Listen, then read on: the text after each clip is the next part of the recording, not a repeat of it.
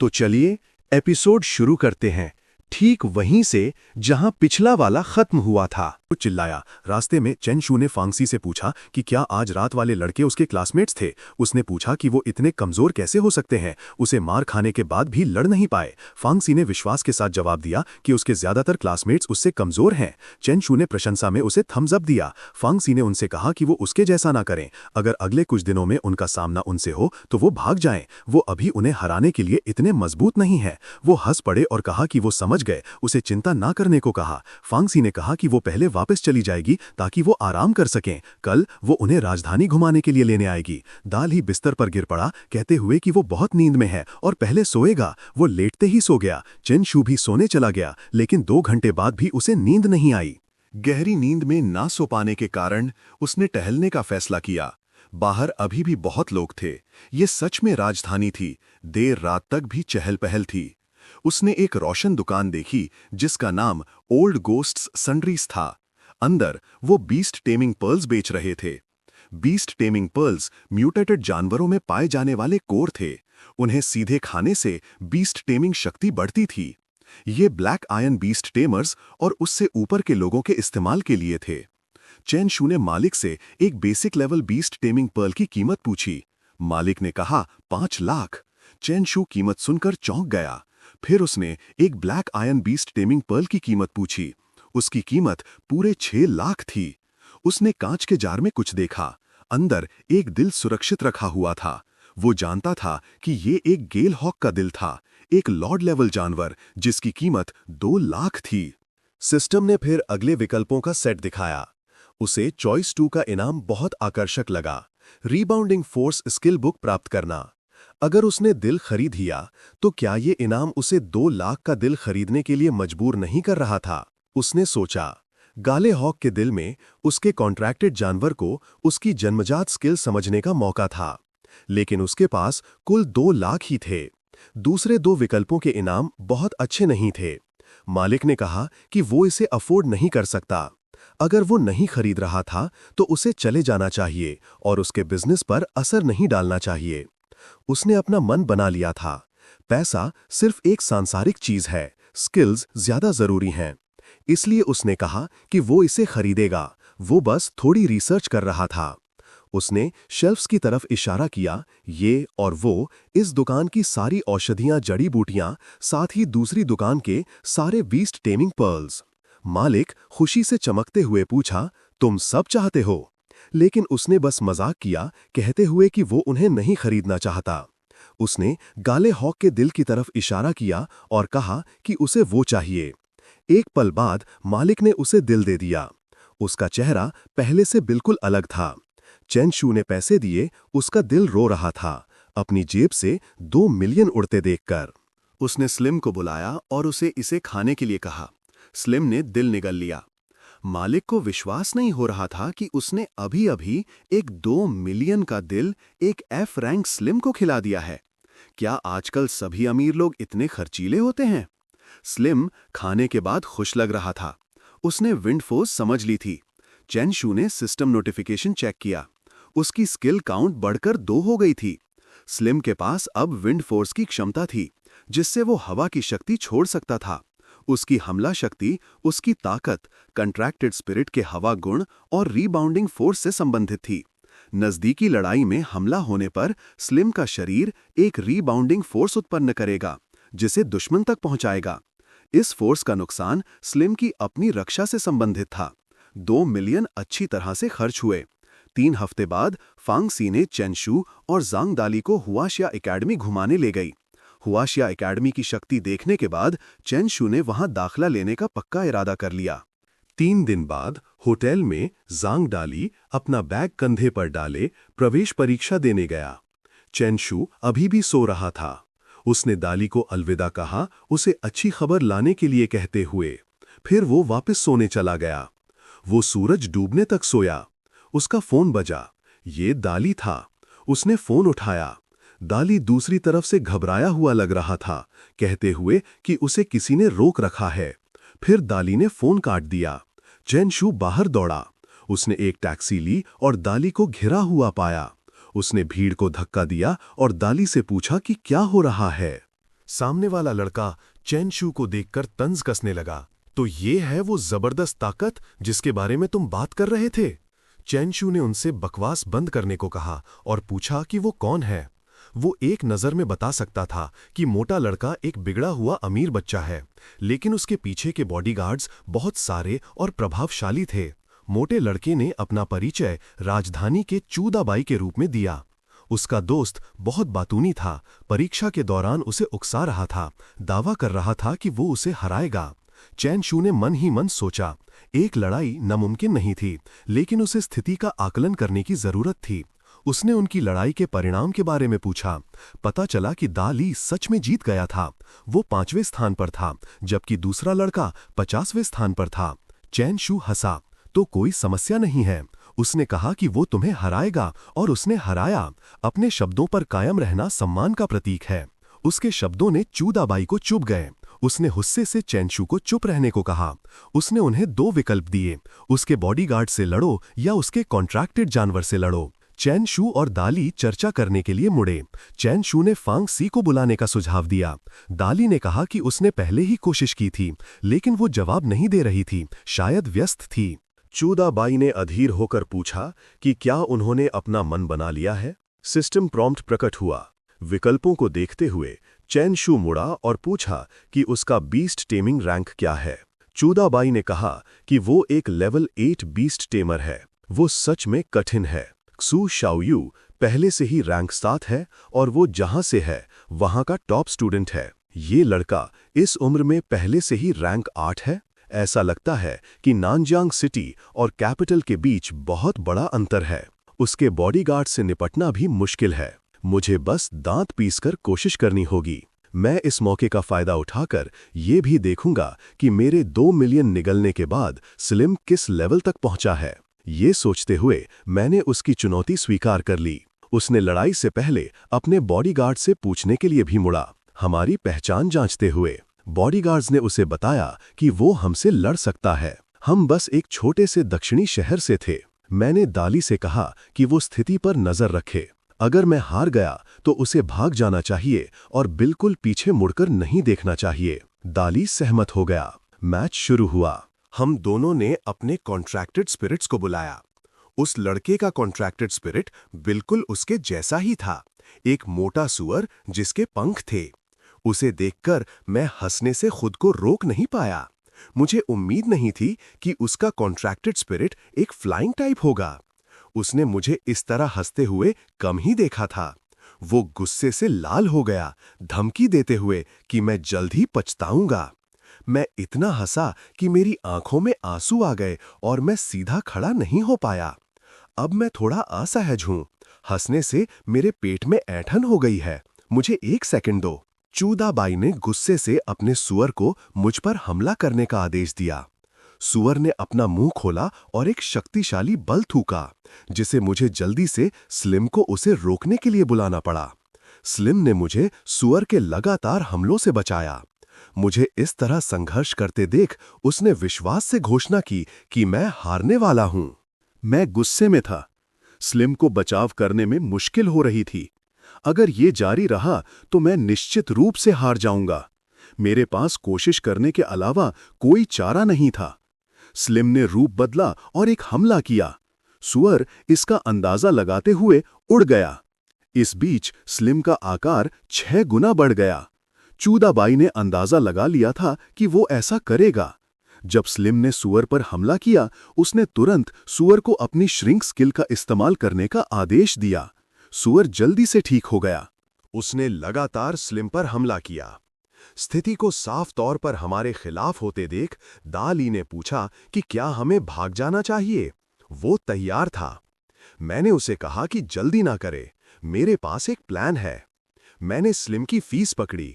जबकि सुअर अभी भी दीवानापन से स्लिम पर हमला कर रहा था, स्लिम ने विंड फोर्स का इस्तेमाल करना शुरू कर दिया। चूदाबाई उलझन में था। हम भागे नहीं थे तो हम क्या प्लान कर रहे थे। स्लिम सुअर की तरफ दौड़ा और एक टक्कर शुरू की। सुअर हिल नहीं सका। फिर स्लिम ने वायलेंट बट स्लैम का इस्तेमाल करना शुरू कर दिया। स्लिम के विशाल शरीर ने सुअर को कुचल दिया। इसे चूदाबाई हैरान हो गया। मुझे भी उम्मीद नहीं थी कि 3 असंबंधित स्किल्स का संयोजन वास्तव में प्रभावी होगा। विंड फोर्स ने दिशा को नियंत्रित किया और टक्कर ने गति प्रदान की। वायलेंट बट स्लैम ने हवा में शक्ति प्रदान की, एक साथ मिलकर। आखिरकार मैंने हवा के खिलाफ इस मूव को पूरी तरह से अंजाम दिया। लेकिन चूदा भाई गुस्से में था। उसने मुझे गाली दी, मुझे कमीना देहाती कहते हुए उसके कॉन्ट्रैक्टेड स्पिरिट को घायल करने की हिम्मत करने के लिए। उसके बॉडीगार्ड्स हमारे पास आए। मैंने दाली को अपने पीछे छिपा लिया। मैंने उससे पूछा कि क्या वो अपनी बात से मुकर रहा है। वो इतना गुस्सा था कि तर्क नहीं कर सकता था। उसने कहा, तो क्या हुआ अगर मैं अपनी बात से मुकर गया, और अपने बॉडीगार्ड्स को हमला करने का आदेश दिया। विशाल बॉडीगार्ड्स हम पर हमला करने के लिए आगे बढ़े, 2 स्टूडेंट्स पर। एक बॉडीगार्ड ने मुझ पर एक मुक्का मारा, लेकिन मैंने आसानी से उसे टाल दिया। उसने स्लिम को बुलाया और कोलिजन स्किल शुरू की। स्लिम प्रकट हुआ और हर बॉडीगार्ड पर आसानी से हमला किया, जैसे कोई खेल खेल रहा हो। वो और दाली चूदाबाई के पास धमकी भरे अंदाज में पहुंचे, पूछते हुए कि क्या वो अपनी बात से मुकरने का इरादा रखता है। फिर उसने चूदाबाई को उसके विश्वासघात की सजा के रूप में एक शक्तिशाली प्रहार दिया। दाली ने भी उसके चेहरे के दूसरी तरफ मजे से मारा। उन्होंने उसे भविष्य में ज्यादा समझदार होने की चेतावनी दी कि वो किससे उलझता है, इस बात पर जोर देते हुए कि कुछ लोग अछूत होते हैं। संतुष्ट होकर दोनों मुसाफिर और चले गए। चेन शू ने दाली से कहा कि वो उसके पीछे आए, चीजों को रोमांचक रखने का वादा करते हुए। इस समय चू शियन, चू दाबाई का चाचा, सीधे उनकी तरफ चला। चेन शू ने शांति से उसका सामना किया। हालांकि चू शियान बस उसके पास से गुजर गया। दोनों शांति से चलते रहे, लेकिन कुछ कदम के बाद चेन शू डर गया और दाली को भागने के लिए चिल्लाया। एक हाथी की सूंड आगे बढ़ी, उनके चारों तरफ लिपट गई और उन्हें वापस मुड़ने पर मजबूर कर दिया। उन्हें कसकर बांधा गया और फिर जमीन पर जोर से फेंक दिया गया। चक्कर आते हुए चेन शू को एहसास हुआ कि वो मुसीबत में है। उसने अफसोस जताया कि उसने एक ब्लैक आयरन रैंक के 20 टेमर की ऑरा को पहले नहीं पहचाना। उसने अपनी जेब पर हाथ फेरा और अपना टूटा हुआ फोन निकाला। चू शियान ने अपने भतीजे को उठाया, चिंता से पूछते हुए कि क्या वो ठीक है। चू दाबाई ने चोट का नाटक किया, जोर देकर कहा कि वो ठीक है, लेकिन अपने चाचा से अपने और अपने जानवर का बदला लेने की मांग की। चेन शू ने अपने सामने के दृश्य को देखा। इस बार ये एक सच में विनाशकारी हार थी। चू दाबाई का जानवर जमीन पर पड़ा था, जैसे मर गया हो, ऐसे ऐंठ रहा था। उसकी आत्मा उसके शरीर से अलग हो गई थी। ये देखकर चू सियान ने गुस्से से चेनशू को घोरा, जिसका हाथ कांप रहा था जब वो अपना फोन पकड़े हुए था। उसने तुरंत चिकित्सा खर्च के लिए 2 लाख की मांग की। चेनशू चौंक गया, लेकिन दाली पहले बोल पड़ा, उस पर उन्हें लूटने की कोशिश करने का आरोप लगाते हुए और चिल्लाते हुए कि इतने पैसे में कितने सुअर खरीदे जा सकते हैं। उनकी प्रतिक्रिया देखकर चू सियान ने उन्हें धमकी दी, अपने हाथी की तरफ इशारा करते हुए जो वर्तमान में उसके पीछे जमीन को कुचल रहा था, और पूछते हुए कि क्या वो सच में पे नहीं करना चाहते। उनके चेहरे पीले पड़ गए और उन्होंने मना करने से इनकार कर दिया। चेनशू ने हकलाते हुए कहा कि ऐसा दुर्लभ जानवर इतने का है। हालांकि उन दोनों के पास पैसे नहीं थे। उन्होंने पूछा कि क्या वो किसी को इसे लाने के लिए बुला सकते हैं। चू सियान ने पूछा कि ये व्यक्ति कौन है, शायद कोई रिश्तेदार, इस संदेह में कि उनके प्रभावशाली संबंध हो सकते हैं। चेनशू ने समझाया कि उसकी एक बड़ी बहन राजधानी के एक विश्वविद्यालय में पढ़ती है। चू शियान, ये सोचते हुए कि एक स्टूडेंट से कोई खतरा नहीं होगा, उसे पैसे लाने के लिए उसे बुलाने की अनुमति देने पर सहमत हो गया। दाली ने फांगसी को कॉल किया। किस्मत से उसने जवाब दिया। उसने बस उसे बताया कि वो और चेनशू स्पिरिट मास्टर अरीना में है और उसे 2 लाख लाने के लिए कहा। चू शियान, ये देखकर कि उन्होंने कॉल पूरी कर ली है, ने उन्हें 20 टेमिंग इन में इंतजार करने का सुझाव दिया, क्योंकि वहां बहुत सारे लोग मौजूद थे। फांगसी जब उसे कॉल आई तो क्लास में थी। उसने दाली को सिस्टर फांगसी कहते हुए सुना और तुरंत समझ गई कि कुछ गलत है। चिंतित होकर वो खड़ी हुई और अपने क्लासमेट की गेल फुट टेक्निक उधार ली, ये समझाते हुए कि उसे एक जरूरी काम है। थोड़ी देर बाद इनके अंदर बॉडीगार्ड्स चेंशू और दाली की निगरानी कर रहे थे ताकि उनके भागने से रोका जा सके। दाली ने चिंता से चेंशू से पूछा कि क्या फांगसी इससे निपट सकती है। चेंशू ने जवाब दिया कि सब ठीक हो जाएगा, अगर हालात और खराब हुए तो वो बस पे कर देंगे। ये सिर्फ 2 लाख थे जो वो और दवा बेचकर कमा सकता था। जरूरत पड़ने पर वो इसे चुका सकता था। इस विचार के बावजूद उसका चेहरा पीला था। दाली को विश्वास नहीं हो रहा था कि वो 2 लाख के बारे में इतना बेपरवाह था। चू शियान को थोड़ा आलस महसूस हुआ। वो किसी को मारना चाहता था। एक छोटे से शहर का कोई चू परिवार से उलझने की हिम्मत करता है? चू परिवार तो मौत की भीख मांग रहा है। दाली डर के मारे ने उसे इंतजार करने के लिए कहा, लेकिन चू शियान ने उसके चेहरे पर मुक्का मार दिया। उसने दाली को लगातार मुक्के मारे। किसने कहा तुमसे मेरे भतीजे के स्पिरिट बीस्ट कॉन्ट्रैक्ट को घायल करने के लिए? एक निम्न लेवल का बीस्ट टेमर इतना अहंकारी होने की हिम्मत करता है? दाली दर्द से चिल्लाया। चेंशू डर से पसीने से भीगकर दीवार से चिपक गया। क्या ये गलत पहचान का मामला है?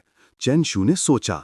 दाली ने काफी झेल लिया है, इसलिए मैं उसके लिए खुद को कुर्बान कर दूंगा, लेकिन इस आदमी को देखकर कोई गारंटी नहीं है कि वो मुझे भी नहीं मारेगा। उसने जल्दी से अपने मुंह में एक खून का पैकेट ठूंस लिया। दाली को मारा जा रहा था। अब चेंशू बोल पड़ा पूछते हुए, क्या तुम अंधे हो? मैं एक बीस्टेमिन नहीं हूं। चू शियान रुका और पूछा कि क्या उसने गलत व्यक्ति को मारा है। चू दाबाई ने फिर चेंशू की तरफ इशारा किया, कहते हुए कि वही था जिसने उससे लगाई की थी। चू शियान ने किसी और को मारने में संकोच नहीं किया। उसका मुक्का बाहर निकला, चेंशू को जोर से मारते हुए, खून की बौछार करते हुए। चू शियान अभी भी समझ नहीं पाया कि क्या हो रहा है। चेंशू ने एक दया भरा चेहरा बनाया, वहां पड़ा हुआ और कहते हुए कि वो घायल है। फैट पिग फ्लाइंग इमॉर्टल, मैं दोषी हूं, मुझे फिर से मारो। इससे पहले कि चू शियान कुछ कर पाता, चेंशू ने और खून थूका। मन ही मन वो हंस रहा था। जब हम ब्लैक मार्केट पर दवा बेच रहे थे तो प्रतिस्पर्धा को कम करने के लिए ओल्ड वैंग ने ये खून के पैकेट बनाए थे। अच्छा हुआ कि मैंने उन्हें फेंका नहीं, हालांकि मुझे नहीं पता कि वो एक्सपायर्ड हैं या नहीं। चू शियान और चू दाबाई ने ऐसा कुछ पहले कभी नहीं देखा था। चचा और भतीजा डर गए कि अब एक हत्या होने वाली है। चेंशू ने अपना अभिनय जारी रखा, उन्हें और मारने के लिए उकसाते हुए, दावा करते हुए कि वो दोषी है। उसने इतनी दयानीयता से अभिनय किया कि चू शियान डर गया और उसे चले जाने के लिए कहा। उसका पतला, कमजोर, नशेदी जैसा दिखावा सच में डरावना था। चेंशू उनसे चिपक गया, मारने की मांग करते हुए, कहते हुए कि वरना उसे शर्म आएगी। उसने खांसा, एक और मुंह भर खून निकालते हुए और गिरने का नाटक करते हुए। चू शियान डर के मारे ने किसी को एम्बुलेंस बुलाने का आदेश दिया। इस बीच चेंशू ने एक और खून का पैकेट दाली को फेंका। दाली समझ गया। उसने साथ देना शुरू कर दिया, रोते हुए, वो मर गया, मैं निश्चित रूप से अकेला नहीं जीऊंगा। और फिर एक मुंह भर खून भी थूकते हुए। चचा और भतीजा डर गए। तभी फांगसी ने दरवाजा खोला और अंदर आई। उसने दाली और चेंशू को अपने सामने मारे हुए देखा। फांगसी गुस्से में थी कि उन्होंने ऐसा किया था। क्या तुम मरना चाहते हो? वो गुस्से में बोली, उन पर हमला करने के लिए आगे बढ़ते हुए, जिससे चू शियान डर के मारे चिल्लाया। उसने उसे इंतजार करने के लिए कहा, लेकिन फांगसी ने पहले ही उसे लात मार दी थी। फिर वो फिर से झपकी, उसे खत्म करने की कोशिश करते हुए। किस्मत से वो इस प्रहार को रोकने में कामयाब रहा, लेकिन वो साफ तौर पर हैरान था। उसने सुना था कि वो सिर्फ एक साधारण स्टूडेंट है, फिर भी वो इतनी मजबूत थी। गुस्से में उसने अपनी मुट्ठी बांधी और अपने अर्थ स्प्लिटिंग एलिफेंट को बुलाया। फांगसी ने उस पर एक नजर डाली। उसने भी अपना ड्रैगन बुलाया। ड्रैगन ने एक आग का गोला थूका। उसकी शक्ति अपार थी, हाथी को पीछे धकेल रही थी। फिर उसने लगातार अपने पंखों और पंजों से हमला किया, हाथी पर वार करते हुए, जिससे उसे साफ दर्द हो रहा था। आखिरकार विशाल हाथी घावों से भरा हुआ आग के समुद्र में गिर गया। चू शियान चौंक गया। वो इतनी मजबूत कैसे हो सकती है? उसने महसूस किया कि उसे बचने के लिए अपने दूसरे स्पिरिट बीस्ट कॉन्ट्रैक्ट को बुलाना होगा। उसका दूसरा स्पिरिट बीस्ट कॉन्ट्रैक्ट एक गोल्डन ईगल था। ये प्राणी भी शक्तिशाली और बड़ा था। चचा और भतीजा एक साथ उस पर चढ़ गए, बाज की पीठ पर सवार होकर चले गए। लेकिन फांगसी उन्हें भागने नहीं देने वाली थी। उसने उन्हें रुकने पर मजबूर कर दिया। उसका ड्रैगन बदल गया था। चूसियान को एहसास हुआ कि ये एक एस रैंक का ड्रैगन है। आखिर वो थी कौन? ड्रैगन ने गर्जना की, एक हरी ऊर्जा की लहर छोड़ते हुए। बाज और दोनों आदमी तुरंत हमले से जम गए। तो इस एपिसोड को यहीं खत्म करते हैं। इसका नेक्स्ट पार्ट बहुत जल्द आएगा।